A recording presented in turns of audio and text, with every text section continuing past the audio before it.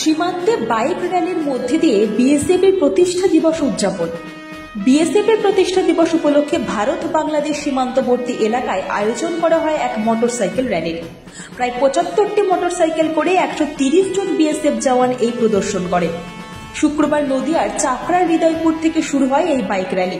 প্রত্যেক বিএসএফ জওয়ানদের হাতে ছিল জাতীয় পতাকা। মূলত ভারত বাংলাদেশ সীমান্তবর্তী এলাকায় যারা বসবাস করে তাদের প্রত্যেকের সঙ্গে বিএসএফদের রয়েছে এক অন্য মেলবন্ধন। আজ এই বাইক র্যালির মধ্যে দিয়ে আবারও দেখা গেল আরও এক নিদর্শন। তবে বিএসএফ এর প্রতিষ্ঠা দিবস উপলক্ষে এই বাইক র্যালি যেন নজর কেড়েছে সীমান্তবর্তী এলাকার মানুষের মধ্যে। কাঁটাতারের ধার দিয়ে সারিবদ্ধভাবে এগিয়ে চলে বাইক র্যালিটি। জানা গিয়েছে, ভারত বাংলাদেশ সীমান্তে বিএসএফ এর কড়া নজরদারি থাকলেও রাতের অন্ধকারে নজর এড়িয়ে বেআইনি কারবার করত চোরা চালানকারীরা।